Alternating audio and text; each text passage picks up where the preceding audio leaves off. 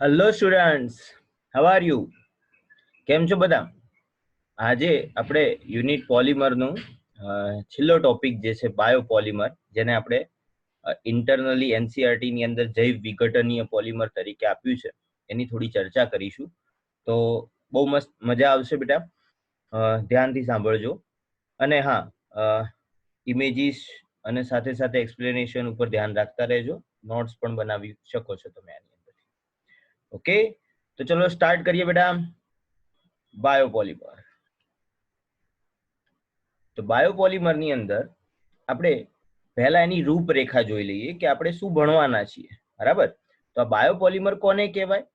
તો કુદરતમાં રહેલા કેટલાક પોલિમર, જેવા કે પોલિસેકેરાઇડ, પ્રોટીન, ન્યુક્લિક એસિડ કે માનવ જીવન માટે જે ખૂબ જરૂરી હોય, જે કુદરતમાંથી મળી આવે છે, એ બધા બાયોપોલિમર છે. હવે આવા બાયોપોલિમર જે છે એને આપણે બે પ્રકારમાં વહેંચી શકીએ કે બાયોપોલિમર ક્યાંથી આવ્યા, અથવા એના બે ભાગ પાડી શકીએ. તો એની ચર્ચા કરીએ તો એક છે બાયોડિગ્રેડેબલ પોલિમર, જેને આપણે બાયોપોલિમર તરીકે જ ઓળખીએ છીએ.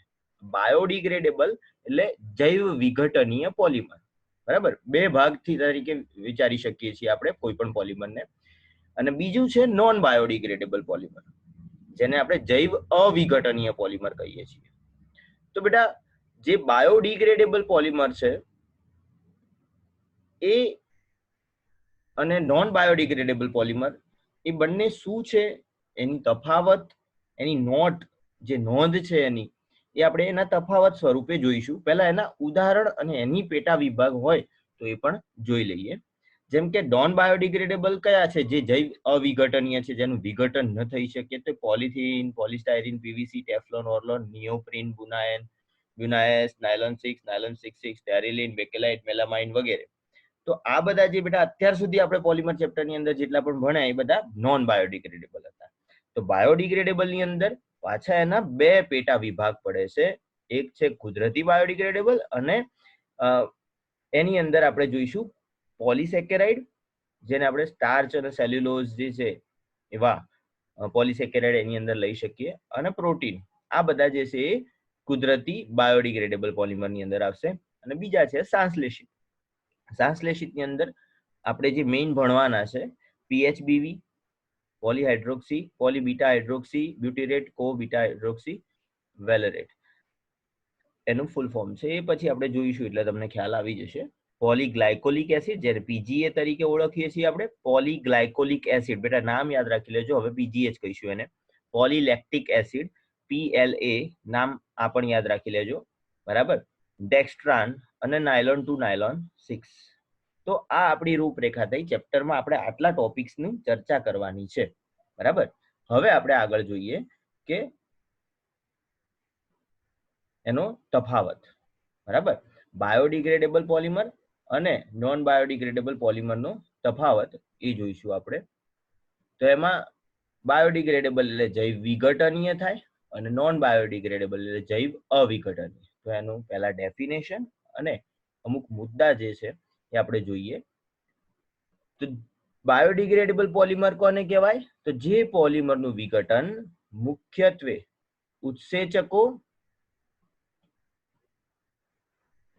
ઉત્સેચકો, બેક્ટેરિયા જેવા સૂક્ષ્મ જીવાણુઓ અને જળ વિભાજનથી અને કંઈક અંશે ઓક્સિડેશનથી થાય, એ પોલિમરને આપણે બાયોડિગ્રેડેબલ પોલિમર કહીએ છીએ, બરાબર?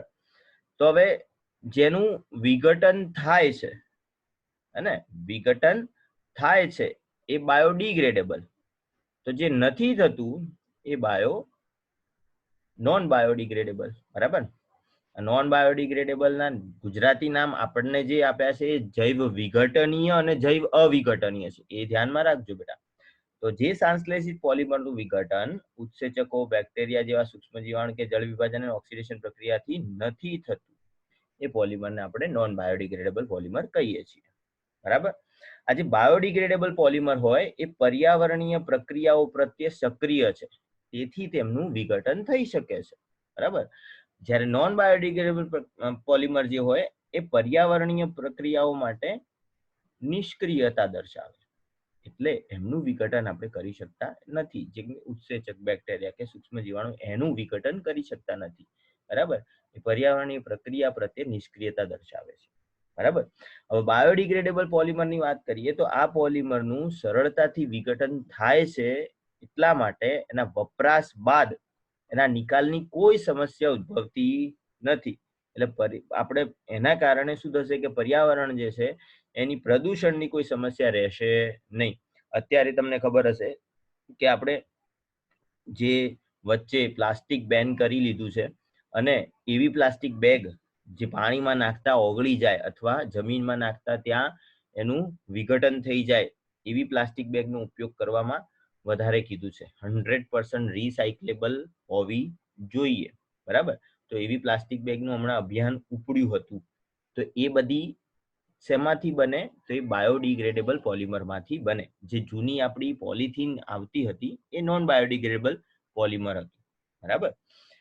હવે નોન બાયોડિગ્રેડેબલ હોય તો આ પોલિમરનું સરળતાથી વિઘટન થશે નહીં. એટલે વપરાશ બાદ એના નિકાલની સમસ્યા ઉદ્ભવે છે. એટલે ગ્લોબલ વોર્મિંગ, ગ્રીનહાઉસ અસર, આવી બધી પર્યાવરણીય પ્રદૂષણની સમસ્યાઓ પણ ઉદ્ભવે. સીધું સિમ્પલ કે પોલિથીન તમે રસ્તામાં નાખી દેશો, નોન બાયોડિગ્રેડેબલ પોલિમર છે, ગાય ખાશે તો એ પણ નહીં પચાવી શકે. બરાબર. એટલે ટૂંકમાં બધી જ રીતે નુકસાનકારક નોન બાયોડિગ્રેડેબલ પોલિમરની બનેલી વસ્તુઓ હોય છે પર્યાવરણ માટે. બરાબર. આ પોલિમરનું વિઘટન થયા પછી એનું ફરીથી જીવન જરૂરિયાતી જે પદાર્થો છે એમાં રૂપાંતરણ કરી શકાય છે. બરાબર. જ્યારે આમાં શું છે કે દૈનિક વપરાશ પછી સંગ્રહ થતા કચરો જે હોય છે એનો નિકાલ કરવાની જે ગંભીર સમસ્યા છે એ સર્જાઈ જાય છે. અને એના કારણે વિઘટન તો થશે નહીં, એટલે બીજા કોઈ પદાર્થમાં રૂપાંતરણ થતું નથી. બરાબર. હવે એના પછીની વાત કરીએ તો જે બાયોડિગ્રેડેબલ પોલિમર છે એનું વપરાશ દરમિયાન પણ વિઘટન થોડું થોડું થયા કરે છે. એટલે એ તબીબી અને ઔદ્યોગિક જેવા વિવિધ ક્ષેત્રે આપણે મદદરૂપ થઈ શકાય છે. જેમ કે ટાંકા લેવા હોય તો તમને ખબર હશે કે અત્યારે ઓગળી જાય એવા ટાંકા હોય છે. બરાબર ને. તો એ તબીબી ક્ષેત્રે ઓટોમેટિક વિઘટન થતું હોય તો આપણે શું ટાંકા ખોલાવવા માટે જવું પડે નહીં. એટલે તબીબી ક્ષેત્રે વધારે ઉપયોગી છે બાયોડિગ્રેડેબલ પોલિમર.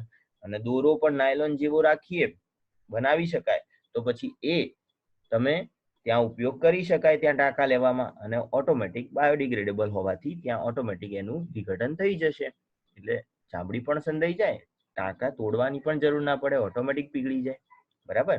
તો બહુ ઉપયોગી વસ્તુ થઈ પડે. હે ને. તો આવા સંશ્લેષિત બાયોડિગ્રેડેબલ પોલિમર પણ બનાવી શકાય છે. જ્યારે હાલમાં જે મોટા ભાગના સંશ્લેષિત પોલિમર આપણે જોયા અત્યાર સુધી ભણ્યા એ બધા નોન બાયોડિગ્રેડેબલ પોલિમર કહેવાય. બરાબર. કેટલાક એલિફેટિક પદાર્થો, એલિફેટિક એટલે તમને ખ્યાલ આવશે જ બેટા. એલિફેટિક એટલે શું થાય? એલિફેટિક પદાર્થ જે એરોમેટિક અને એલિફેટિક બે હોય છે. હે ને. તો આવા કાર્બોક્સિલિક એસિડ ને એવા બધા જે પદાર્થો હોય એને એલિફેટિકમાં આપણે ગણીશું.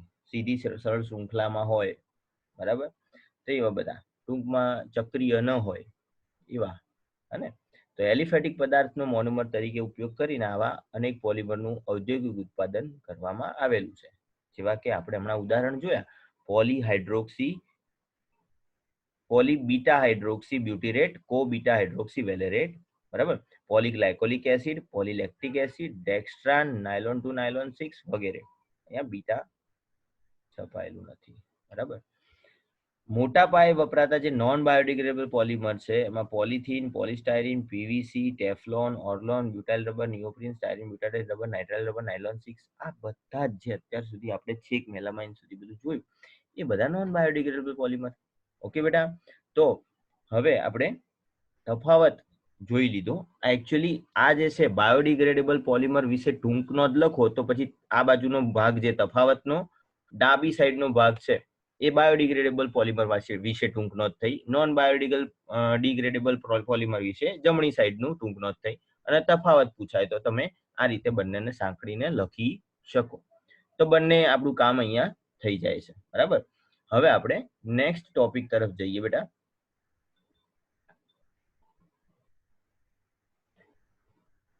આપણો નેક્સ્ટ ટોપિક રહેશે કેટલાક અગત્યના બાયોડિગ્રેડેબલ પોલિમર. બરાબર. તો એમાં આપણે પહેલું જોઈશું પોલીબીટા હાઇડ્રોક્સી બ્યુટીરેટ, કો બીટા હાઇડ્રોક્સી વેલેરેટ. બરાબર. તો પહેલા એની બનાવટ જોઈ લઈએ બેટા. કે કઈ રીતે બને છે, એની પ્રક્રિયા અને એની નોંધ. બરાબર. તો આમાં 3-હાઇડ્રોક્સી બ્યુટેનોઇક એસિડ, ધ્યાન આપજો, 3-હાઇડ્રોક્સી બ્યુટેનોઇક એસિડ, બરાબર, એની જરૂર પડે છે, અને 3-હાઇડ્રોક્સી પેન્ટેનોઇક એસિડ, આ બંને વસ્તુની જરૂર પડે છે. 3-હાઇડ્રોક્સી બ્યુટેનોઇક એસિડ અને 3-હાઇડ્રોક્સી પેન્ટેનોઇક એસિડ. બરાબર. આ 3-હાઇડ્રોક્સી બ્યુટેનોઇક એસિડ જે છે એને બીટા હાઇડ્રોક્સી બ્યુટીરિક એસિડ, અને 3-હાઇડ્રોક્સી પેન્ટેનોઇક એસિડ છે એને બીટા હાઇડ્રોક્સી વેલેરિક એસિડ કહેવાય છે. હવે તમે નામ જોશો તો તમને ખ્યાલ આવશે કે બ્યુટીરેટ અને વેલેરેટ ક્યાંથી આવ્યા હશે. આ બ્યુટીરિક એસિડ અને વેલેરિક એસિડના નામ ઉપરથી એનું નામ પડેલ છે. બીટા હાઇડ્રોક્સી તો બંનેમાં છે, બીટા હાઇડ્રોક્સી બીટા હાઇડ્રોક્સી. આ બીટા હાઇડ્રોક્સી અને 3-હાઇડ્રોક્સી બે રીતે કહેવાય છે.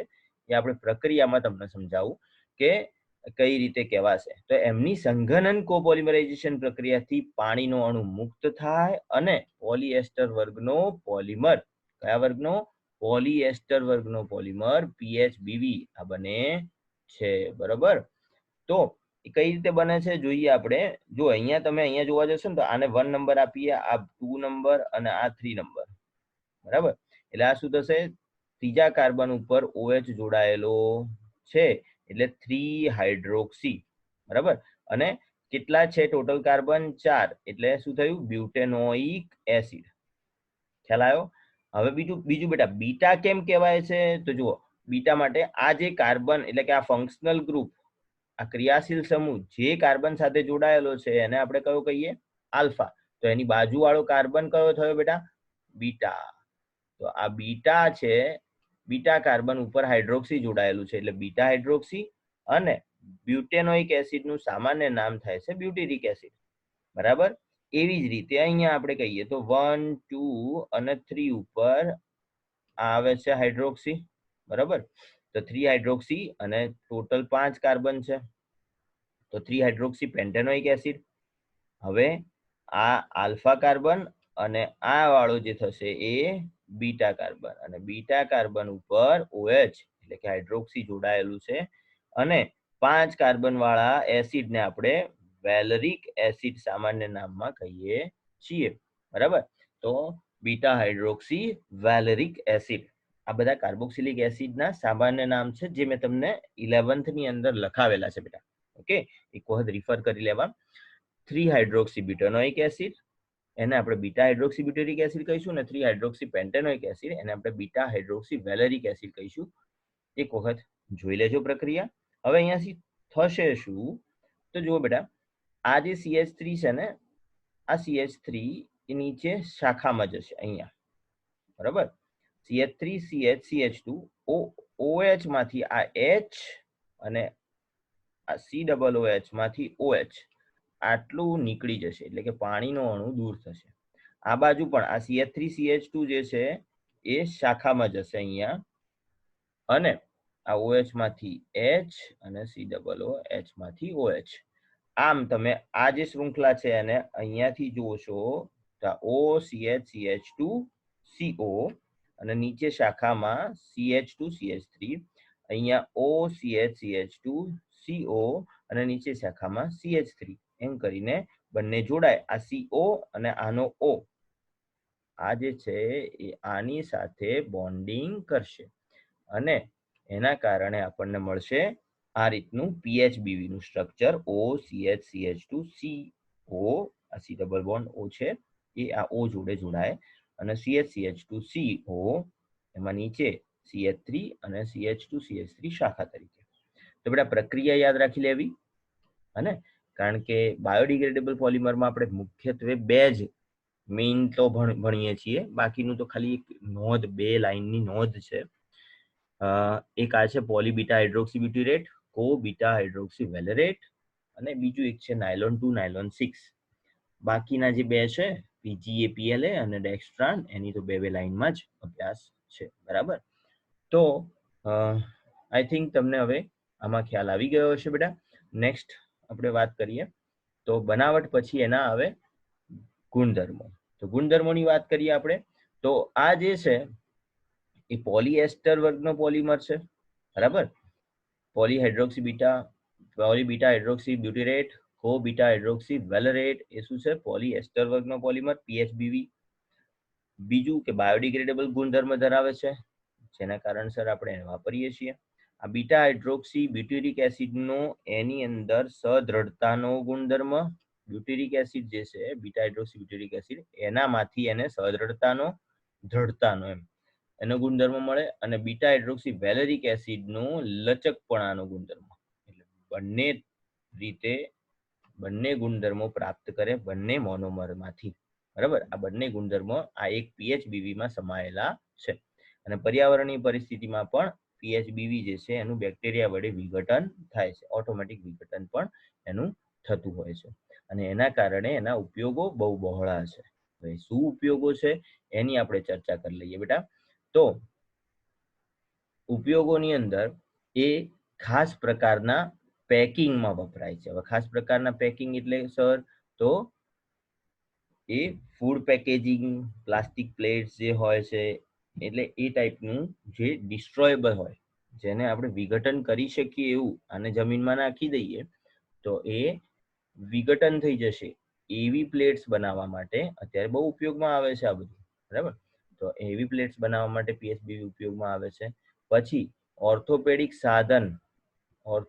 સાધન સામગ્રીમાં, ઓર્થોપેડિક સાધન સામગ્રી કેવા પ્રકારની, આ તમને અહીંયા પિક્ચરમાં બતાવી એવી પ્રકારની હોય છે કે જે બાયોડિગ્રેડેબલ હોય છે. આ બધા ઓર્થોપેડિક સાધનો છે. આપણે ઓર્થોપેડિક કોર્સ સિલેક્ટ કરીએ તો આપણને ખ્યાલ આવે, બાકી તો આ બધું આમ સ્ક્રૂ નટ બોલ્ટ જેવું જ લાગે આમ, બરાબર. તો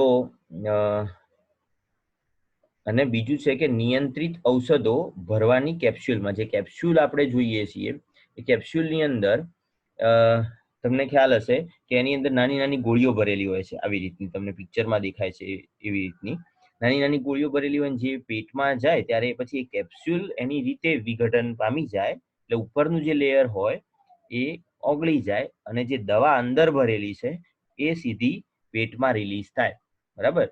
બેટા આ કેવું હોય છે કે આવી દવાઓ જે હોય છે ને એ ટેસ્ટમાં બહુ સારી ના હોય, એટલે એના ઉપર કેપ્સ્યુલનું પડ હોય, બરાબર. અને એ કેપ્સ્યુલ જે છે અંદર જઈને વિઘટિત થઈ જાય, અને કેપ્સ્યુલ વિઘટિત થાય એટલે એની અંદરની દવા છૂટી પડે એટલે પેટમાં આપણને જે પણ કામ એને કરવાનું હોય એ પ્રમાણેનું કામ આપણને આપે, બરાબર બેટા. તો ઉપયોગો પણ આપણે જોઈ લીધા. હવે નેક્સ્ટ પોલિમર ઉપર જોઈશું આપણે. ઓકે, તો નેક્સ્ટ પોલિમર છે આપણો નાયલોન ટુ નાયલોન 6, બરાબર. Nylon two nylon 6. તો નાયલોન ટુ નાયલોન 6 જે છે